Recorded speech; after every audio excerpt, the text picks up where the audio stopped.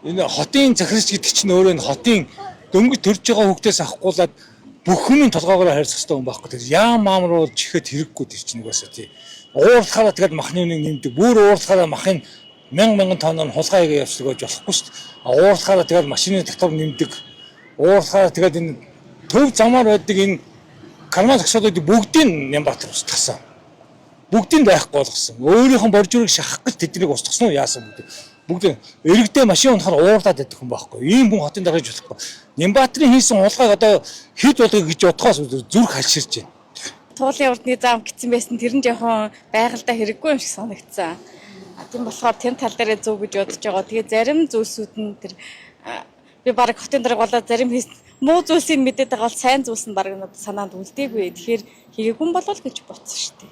Ерөнхийдөө учрлын хувьд бол би өөрөө бодохдоо бол ер нь доор хүмүүсээ ажилуулж чадахгүй өөрөө л ер нь нэг тийм зөвтөл гаргаад энэ тэнд яваад байгаа юм гэсэн тийм бодол төрсөн шүү дээ.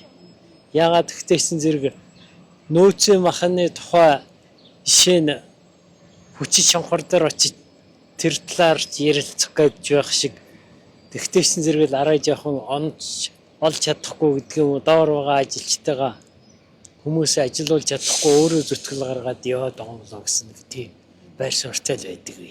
Хамгийн сүүлд би нэг хүчит шанхураас очиж мах авсан. Тэгэхэд чинь за ер нь доош нь татаад бол жоохон хойч өтрхэн нөөцсөн махыг зүгээр хөргөгчөнд байсан махыг гаргаж ирэхдээ бол 33-аар зарж ирсэн. Тэрнээс хойш учрал сайдд энэ төр танилцуулж байгаа баг 40-ны хүрч ийн гэдэг яах шиг байна. Тэгэхээр бол махны үн нь ер нь огцом дээшээ тэнгэрт гарчиж байгаа юм гэж бодож ирсэн. Тийм болохоор ийм нөхцөлд бол ард түмний амьдрал бол бид нэр орлогоо дээшлэхгүй байгаа болохтойсэн зэрэг юмны өнгөд цаашаа яваад байхлаар улсын амьдрал улам хүндэрх байх л гэж бодож байдаг. Хэрвээ үн хөөрөгдөд байх юм бол тэгээд ард түмч ерөөсөө яахаа их зургул бүсээ чангалаад байна л гэдэг чангалаад байна гэж одоо баг тасардаг дээр болж байгаа байл гэдэг баг. Тийм л нөө бодож яддаг шүү дээ. Нямбатар даргын хувьд бол тэр нэг 500 тэрбум төгрөгийг хятадын компанид ажил хийлгүүгээ урьдчилаад өгч гисэн гэсэн яриа гараад байсан. Тэгвэл зэрэг миний хувьд бол ажил үүрэг гүйцэтгэлгүйгээр компанид урьдчилж мөнгө өгнө гэдэг үл ер нь байж болохгүй асуудалд яаж юу хэний ч бодсон.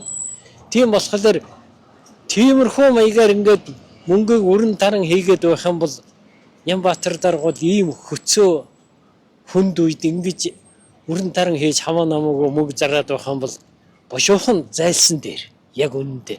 Учир сайдын бол тэр Нямбатар даргаыг зайлууллаа гэдэг нь бол би зөв гэж бодож байгаа. Ийм их хямралтай эдийн засгийн хямралтай ийм үед тэгж хамаагүй үрлэгэн зарж чадчаа тэгээ тэрнийг хулгайгаар зүтгүүлээд байна энэ төр гэж шөнө ороо ажил өөргөө явуулаад байна энэ төр яриад байсан. Тэр бол байж болохгүй асуудал гэж бодож байгаа.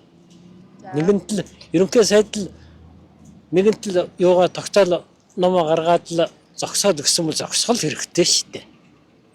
Тэгэхгүй тэгээд хууль дүрм ярихгүй тэр ерөнхий сайдын үүргийг гүйцэтгэхгүй тэгж хулгай аргаар явуулж байна гэдэг чинь байж болохгүй зүйл дээ. Тэр ямар нэгэн цаанаадаа л дутхтай байсан учраас л хэлсэн байх гэж